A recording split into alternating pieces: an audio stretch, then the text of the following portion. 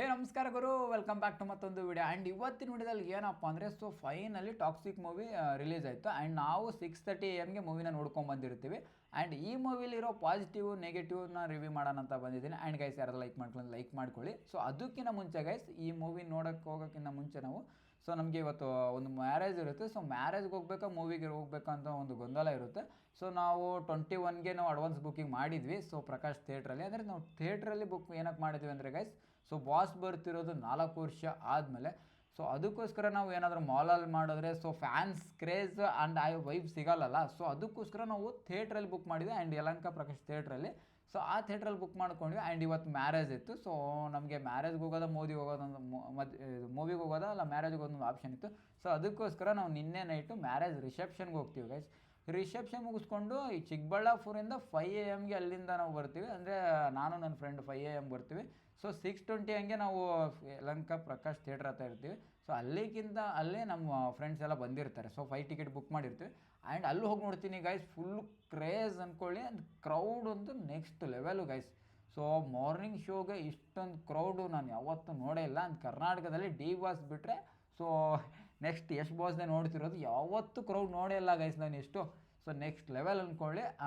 ಭಾರಿ ಖುಷಿ ಆಯ್ತು ನಮ್ಗೆ, ಅಲ್ಲಿಂದ ಬಂದಿದ್ದಕ್ಕೂ ನಮ್ಗೆ ಭಾರಿ ಖುಷಿ ಆಯ್ತು. As A rocking star Yash boss fan 4 ವರ್ಷ ಆದಮೇಲೆ ನೋಡ್ತಿದ್ದೀನಲ್ಲ. ಸೊ ತುಂಬ ಖುಷಿ ಆಗೋಯ್ತು. ಅಲ್ಲಿ ನಾನು ಲಾಗ್ ಶೂಟ್ ಮಾಡ್ಕೊಂಬಂದಿದ್ದೆ ಗೈಸ್. ಏನಂದರೆ ನಾನು ಟಾಕ್ಸಿಕ್ ಮೂವಿ ಹೋಗೋದು ಲಾಗ್ ಶೂಟ್ ಮಾಡೋಣ ಅಂತ ನನ್ನ ಮೈಂಡಲ್ಲಿತ್ತು. ಸೊ ಎಷ್ಟು ದಿವಸದಿಂದ ಪ್ಲ್ಯಾನ್ ಮಾಡ್ಕೊಂಡಿದ್ದೆ.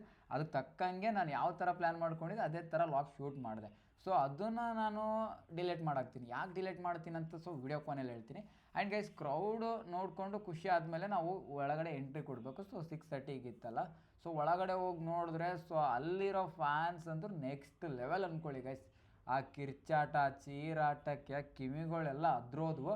ಆ್ಯಂಡ್ ಆ ಥಿಯೇಟ್ರಲ್ಲಿರೋ ಸ್ಪೀಕರ್ ಸೌಂಡೇ ಕೇಳಿಸ್ತಿರ್ಲಿಲ್ಲ ಗೈಸ್. ಸೊ ಅಷ್ಟು ಕಿರಿಸ್ತಾಯಿದ್ರು ಅಲ್ಲಿರೋ ಜನಗಳು. ಸ್ಪೀಕರ್ ಬಿಡಿ, ಸೌಂಡ್ ಬಿಡಿ ಅಂತ ಕೇಳಿಸಿ ಅದು ಭಾರಿ ಇದಾಗೋಯ್ತು.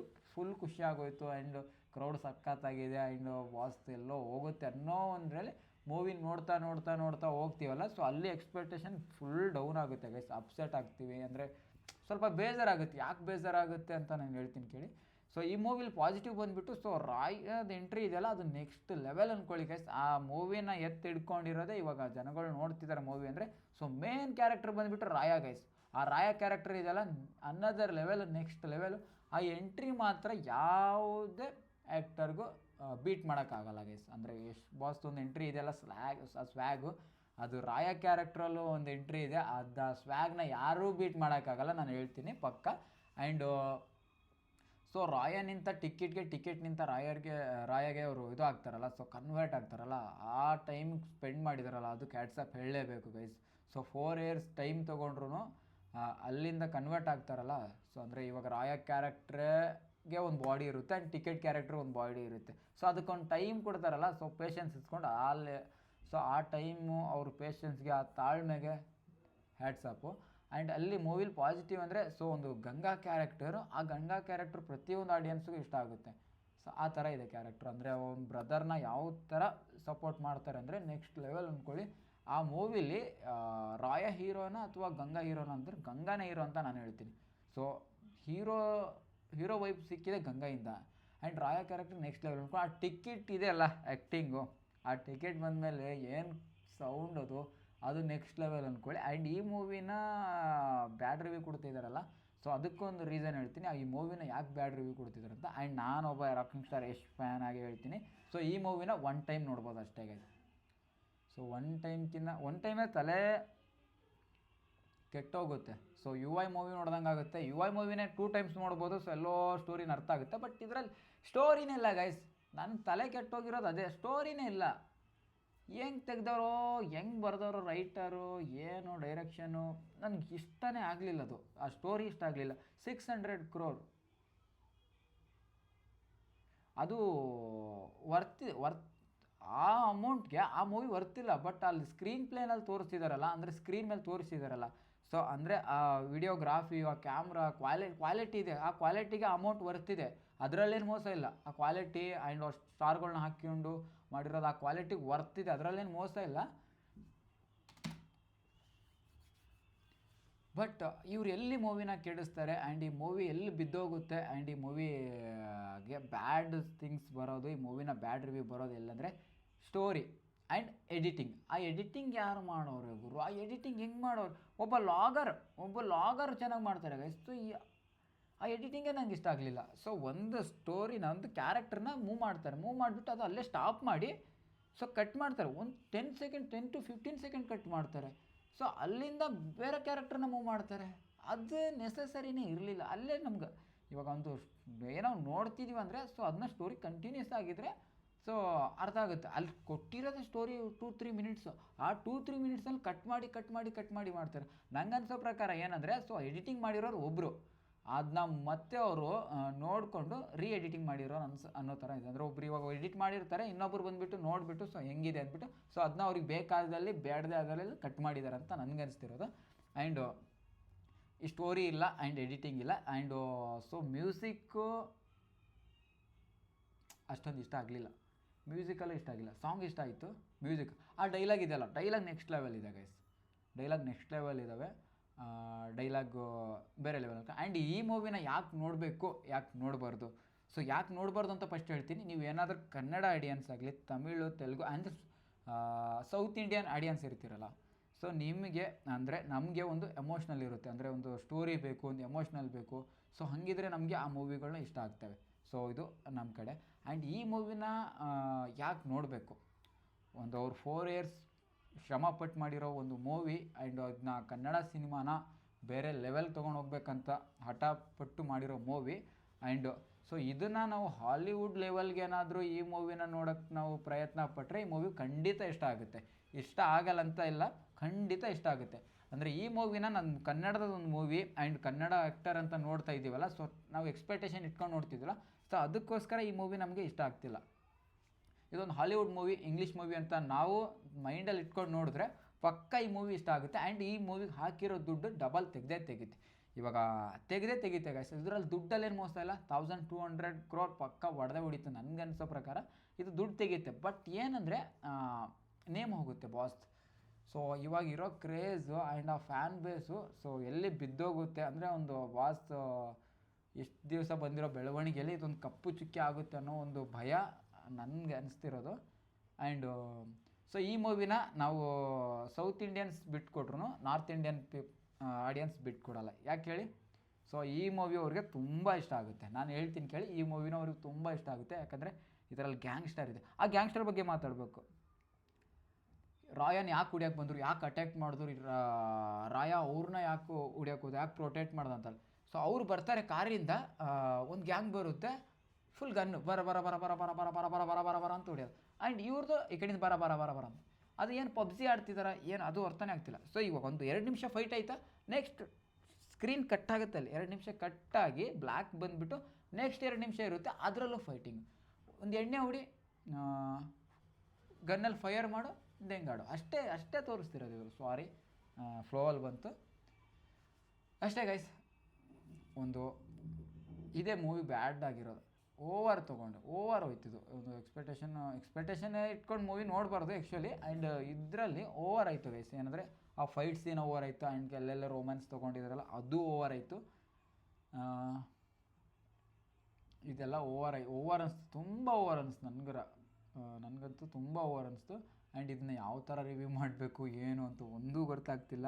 ಆ್ಯಂಡು ನನಗಂತೂ ನಾನು 6:30 ಮೂವಿ ನೋಡೋಕ್ಕೆ ಹೋಗಿ 9:30 ಆಯಿತು. 10:30 ಹಂಗೆ ಮನೆಗೆ ಬಂದಿರ್ತೀನಿ. 10:30ಗೆ ಬಂದವನು ನನಗೆ ಇನ್ನೂ ತಲೆಯಲ್ಲಿ ಅದೇ ತೋಡ್ತಾಯಿದ್ದೆ. ಆ್ಯಂಡ್ ಆ ಮೂವಿನ ನೀವು ಅರ್ಥ ಮಾಡ್ಕೋಬೇಕಂದ್ರೆ ಥಿಯೇಟ್ರಲ್ಲಿ ಅಂದ್ರೆ ಏನೂ ಅರ್ಥ ಆಗಲ್ಲ. ಥಿಯೇಟ್ರಲ್ಲಿ ಅರ್ಥನೇ ಆಗೋದಿಲ್ಲ ಆ ಮೂವಿ ನೋಡಿದಾದಮೇಲೆ ಸ್ವಲ್ಪ ಟೈಮ್ ಕೊಟ್ಟು ಅದನ್ನ ರಿಯಲೈಸ್ ಮಾಡ್ಕೊಂಡೋದ್ರೆ ಹಿಂಗೆ ಮೂವಿ ಈ ಥರ ಅಂತ ಅರ್ಥ ಆಗುತ್ತೆ. ಬಟ್ ಅರ್ಥ ಮಾಡ್ಕೊಂಡ್ರೆ ಮೂವಿ ಚೆನ್ನಾಗಿಲ್ಲ ಅಂತ ಹೇಳ್ತಿಲ್ಲ ನಾನು. ಅರ್ಥ ಮಾಡ್ಕೊಂಡ್ರೆ ಮೂವಿ ಸಖತ್ತಾಗಿದೆ. ಬಟ್ ಆ್ಯಕ್ಟಿಂಗ್ ನೆಕ್ಸ್ಟ್ ಲೆವೆಲ್ ಇದೆ. ಇವಾಗ ಒಂದು ಹಾಲಿವುಡ್ ಮೂವಿನ ನಾವು ಹಾಲಿವುಡ್ ತಲೆಯಲ್ಲಿ ಇಟ್ಕೊಂಡು ನೋಡಿದ್ರೆ ಮೂವಿ ಸಖತ್ತಾಗಿದೆ, ನೆಕ್ಸ್ಟ್ ಲೆವೆಲ್ ಇದೆ ಮೂವಿ. ಅಷ್ಟೇ ಗೈಸ್. ನೋಡೋಣ, ರಾಮಾಯಣ ಬರ್ತಿದೆ ಬಾಸ್, ಏನು ಮಾಡ್ತಾರೆ ರಾಮಾಯಣದಲ್ಲಿ. ಆ್ಯಂಡ್ ಇದೇ ಥರ ಕ್ರೇಜ್ ಇದೆ, ಹೈಪ್ ಇದೆ. ನೋಡೋಣ, ಎಕ್ಸ್ಪೆಕ್ಟೇಷನ್ ಇದೆ ರಾಮಾಯಣದಲ್ಲಿ ಏನಾದರೂ ಕಮ್ಬ್ಯಾಕ್ ಮಾಡ್ತಾರೆ ಏನಂತ. ಸೊ ರಾಮಾಯಣದಲ್ಲೂ ಆಗಿಲ್ಲ ಅಂದ್ರೂ ನೆಕ್ಸ್ಟು ಇದೆಯಲ್ಲ KGF 3 ಎಲ್ಲ ಇಂಡಿಯನ್ಸೇ ವೇಟ್ ಮಾಡ್ತಿರೋದು ಆ ಮೂವಿನ. ಬಟ್ ಇದರಲ್ಲಿ ಬೇಜಾರಾಗ್ತಿದೆ, ಸ್ವಲ್ಪ ಬೇಜಾರಾಗ್ತಿದೆ. ಆ್ಯಸ್ ಎ ಫ್ಯಾನಾಗಿ ಹೇಳ್ತೀನಿ, ಬೇಜಾರಾಗ್ತಿದೆ. ಮತ್ತು ಏನು ಮಾಡೋಕ್ಕಾಗಲ್ಲ, ಸೋಲು ಗೆಲುವು ಇದ್ದಿದೆ. ಸೊ ಸೋಲನ್ನ ಒಪ್ಕೊಳ್ಳೋಣ. ಬಟ್ ಸೋತಿಲ್ಲ ಗೈಸ್, ಇದರಲ್ಲಿ ಸೋತೀವಿ ಅಂತಲೂ ಖಚಿತವಾಗಿ ಹೇಳೋಕ್ಕಾಗಲ್ಲ ಸೋತಿದ್ದೀವಂತ. ಬಟ್ ನಮ್ಗೆ ಹಂಗೆ ಅನಿಸ್ತಿರೋದು ಮೂವಿ ಚೆನ್ನಾಗೇ ಇದೆ, ಬಟ್ ನಮ್ಗೆ ಅರ್ಥ ಆಗಲಿಲ್ಲ ಅಂತ ಅನಿಸ್ತಿರೋದು. ಆ್ಯಂಡ್ ಆಡಿಯನ್ಸ್ ಮುಗ್ದಲ್ಲಿ ಬೇಜಾರು ನನ್ನ ಥಿಯೇಟ್ರಲ್ಲಿ ಕಣ್ಣಾರೆ ನೋಡಿದೆ. ನಾನು ಬೇಜಾರು ಇವು ರಿವ್ಯೂಗಳು ಕೊಡ್ತಾರಲ್ಲ, ಇವು ರಿವ್ಯೂಗಳು ಕೆಲವೊಂದು ಥರ ಅವ್ರ ಮೈಂಡ್ ಸೆಟ್ ಹಂಗೆ ಕೊಡ್ತಾರೆ. ಬಟ್ ನಾನು ಆಡಿಯನ್ಸ್ನ ಕಣ್ಣಾರೆ ನೋಡಿದೆ, ಯಾಕಂದರೆ ನಾನು ಒಬ್ಬ ಆ್ಯಸ್ ಅ ಆಡಿಯನ್ಸ್ ಆಗಿ ಹೋಗಿದ್ದು, ಸೊ ಪ್ರೇಕ್ಷಕನಾಗಿ ಹೋಗಿದ್ದು. ನಮ್ಮ ಗ್ಯಾಂಗು ಫುಲ್ಲು ಅಪ್ಸೆಟ್ ಆಗಿತ್ತು. ಆ್ಯಂಡ್ ಏನೋ ಹಿಂಗೆ ಬಂದ್ವಿ ಅಂತ ಅನ್ನೋ ಥರ. ಆ್ಯಂಡ್ ಅಲ್ಲಿ ಥಿಯೇಟ್ರಲ್ಲಿರೋ ವೈಬ್, ಆಡಿಯನ್ಸ್ ಕ್ರೇಜ್ ಅದು ಇತ್ತಲ್ಲ ಸೌಂಡು, ಅದು ಥಿಯೇಟ್ರ್ ಆಚೆ ಹೋದ್ಮೇಲೆ ಒಬ್ಬರ ಹತ್ರನೂ ಕಿರ್ಚಾಟ, ಕೂಗಾಟ, ಚೀರಾಟ ಇದು ಯಾವುದೂ ಬಂದಿಲ್ಲ ಗೈಸ್. ಅಂದರೆ ಪ್ರತಿಯೊಬ್ಬರು ಅಪ್ಸೆಟ್ ಆದರು. ಇಷ್ಟ ಆಗಿದೆ, ಕೆಲವ್ರಿಗೆ ಇಷ್ಟ ಆಗಿದೆ. ಆ್ಯಂಡ್ ಇದನ್ನು ಮೂವಿನ ನೀವು ಯಾರಿಗೆ ಇಷ್ಟ ಆಗುತ್ತೆ ಅಂದರೆ ಎಣ್ಣೆ ಹಾಕ್ಕೊಂಡು ಇರ್ತೀರಲ್ಲ, ಸೊ ಅವ್ರಿಗಂತೂ ಹೇಳಿ ಮಾಡಿಸಿರೋ ಮೂವಿ ಸಖತ್ತಾಗಿ ಇಷ್ಟ ಆಗುತ್ತೆ ಅವರಿಗೆ. ಯಾಕಂದರೆ ಇದರಲ್ಲಿ ಏನಿಲ್ಲ, ಎಲ್ಲ ಇದೆ. ಗ್ಯಾಂಗ್ಸ್ಟರ್ ಇದೆ, ರೊಮ್ಯಾನ್ಸ್ ಇದೆ, ಫೈಟ್ಸ್ ಇದೆ. ಬಟ್ ಇನ್ನೊಂದು ಹೇಳೋಕ್ಕೆ ಇಷ್ಟಪಡ್ತೀನಿ, ಹೆಣ್ಮಕ್ಳನ್ನ ಅಶ್ಲೀಲವಾಗಿ ತೋರಿಸಿದ್ರು ಅಂತ ಹೇಳಿದ್ರಲ್ಲ, ಸೊ ಇದರಲ್ಲಿ ಒಂದು ಪಾಯಿಂಟ್ ಇದೆ ಗೈಸ್. ಅವರು ಅಶ್ಲೀಲವಾಗಿ ತೋರಿಸಿದ್ರು ಅದರಲ್ಲಿ ಒಂದು ಪಾಯಿಂಟ್ ಇದೆ. ಆ ಪಾಯಿಂಟ್ ಯಾರಾದರೂ ಅರ್ಥ ಮಾಡಿಕೊಂಡ್ರೆ ಗೊತ್ತಾಗುತ್ತೆ. ಆ ಪಾಯಿಂಟ್ ಏನಂತ ಕಮೆಂಟ್ ಮಾಡಿ ಹೇಳಿ. ನಾನು ಆ ಪಾಯಿಂಟ್ ಏನಂತ ಹೇಳಲ್ಲ, ಸ್ವಲ್ಪ ಬಿಟ್ಕೊಡ್ತೀನಿ ನೋಡಿ. ಸೊ ಇವಾಗ ನಾವು ರಿಯಲ್ ಆಗಿಯೂ ಕೆಲವೊಂದು ಗಂಡಸರು ಇರ್ತಾರೆ, ಒಂದು ಹೆಣ್ಣನ್ನು ನೋಡಿ ಒಂದು ಹೆಣ್ಣನ್ನು ಬಳಸ್ಕೊಂಡು ಇನ್ನೊಂದು ಹೆಣ್ಣು, ಅಂದರೆ ಒಂದು ಹೆಣ್ಣನ್ನು ಯೂಸ್ ಮಾಡಿ ಇನ್ನೊಂದು ಹೆಣ್ಣಿಂದ ಹೋಗೋದು, ಆ ಹೆಣ್ಣು ಯೂಸ್ ಮಾಡಿಕೊಂಡು ಮತ್ತೊಂದು ಹೆಣ್ಣಿಂದ ಹೋಗೋದು, ಈ ಥರ ನೋಡ್ತೀವಿ ಡೈಲಿ. ಸೊ ಡೈಲಿ ದಿನನಿತ್ಯ ನೋಡ್ತೀವಿ. ಅದೇ ಒಂದು ಕ್ಯಾರೆಕ್ಟ್ರೇ ಅಲ್ಲಿ ಪ್ಲೇ ಆಗಿದ್ದು ಗೈಸ್.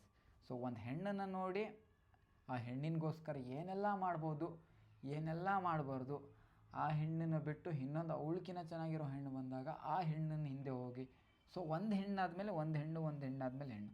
ಆ್ಯಂಡ್ ಇದರಲ್ಲಿ ಮೂವಿಲಿ ಒಂದು ಪಾಸಿಟಿವ್ ಏನಂದರೆ, ನಾವು ಹೆಣ್ಣಿಂದೆ ಹೋದರೆ ಸರ್ವನಾಶ ಆಗ್ತೀವಿ ಅನ್ನೋದು ಒಂದು ಮೇನಾಗಿ ಎತ್ಕೊಟ್ಟಿದ್ದಾರೆ. ಅದನ್ನ ಅರ್ಥ ಮಾಡ್ಕೋಬೇಕು ಅಷ್ಟೇ.